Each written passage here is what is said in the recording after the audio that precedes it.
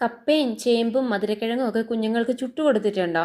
ഇല്ലെങ്കിൽ വല്ലപ്പോഴും ഒക്കെ ആ ടേസ്റ്റ് കുഞ്ഞുങ്ങൾക്ക് ഒന്ന് കൊടുത്തു നോക്കിക്കോളൂ.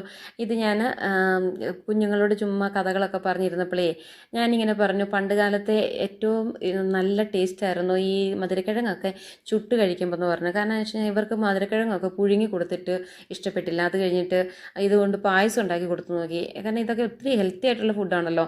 അപ്പോൾ ഇതൊക്കെ കുഞ്ഞുങ്ങളുടെ വയറ്റിൽ ചെല്ലണമല്ലോ, അല്ലെങ്കിൽ ഇതിൻ്റെയൊക്കെ ടേസ്റ്റ് മനസ്സിലാക്കണമല്ലോ എന്ന് വിചാരിച്ച് ചെയ്തതാണ് കേട്ടോ. അപ്പോൾ ഇവർക്ക് ഇതൊന്നും ഇഷ്ടപ്പെടാതെ വന്നു കഴിഞ്ഞപ്പോൾ ഞാനിങ്ങനെ പറഞ്ഞു, പണ്ട് കാലങ്ങളിൽ ഞങ്ങൾക്ക് വലിയമ്മച്ചി ഇരുന്നിട്ട് ഇതിങ്ങനെ ചുട്ടു തരുമായിരുന്നു. ഇച്ചിരി മുളകൊക്കെ പൊട്ടിച്ച് ഞങ്ങളിങ്ങനെ വട്ടം കൂടിയിരുന്ന് ചൂടോടുകൂടി ഇതെല്ലാം കഴിക്കുമായിരുന്നു എന്നൊക്കെ പറഞ്ഞേ. അപ്പോൾ അതൊക്കെ കേട്ടപ്പം മക്കൾക്കും ഇതൊക്കെ ചുട്ട് കഴിക്കണം എന്നൊരു തോന്നൽ കയറി.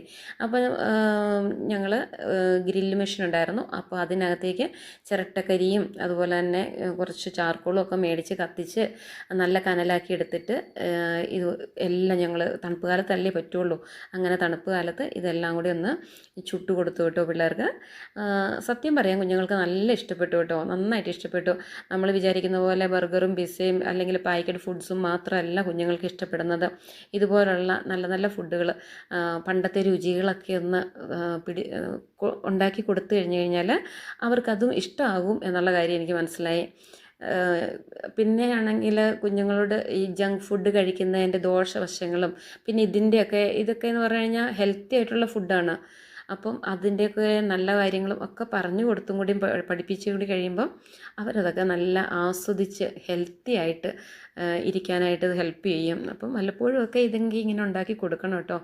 കപ്പയൊക്കെ ആണെങ്കിൽ നല്ല നൂറുണ്ടായിരുന്നു, നല്ലപോലെ വേകുകയും ചെയ്തായിരുന്നു. അതുകൊണ്ട് തന്നെ ആ ഒരു നല്ല ടേസ്റ്റ് കുഞ്ഞുങ്ങൾക്ക് നല്ല പെട്ടെന്ന് മനസ്സിലായി കേട്ടോ. അവർക്കത് ഇഷ്ടപ്പെട്ടു നന്നായിട്ട്. അപ്പം ആരും മടിക്കണ്ട, വല്ലപ്പോഴും ഒക്കെ ഇതൊക്കെ കുഞ്ഞുങ്ങൾക്ക് ഉണ്ടാക്കി കൊടുത്തിട്ട് ഇതാ ഇങ്ങനെയൊക്കെയാണ് പഴയ കാലങ്ങളിലൊക്കെ എല്ലാവരും ജീവിച്ചിരുന്നത് എന്നൊക്കെ ഒന്ന് പറഞ്ഞു കൊടുക്കുന്നത് നല്ലതായിരിക്കും തോന്നി.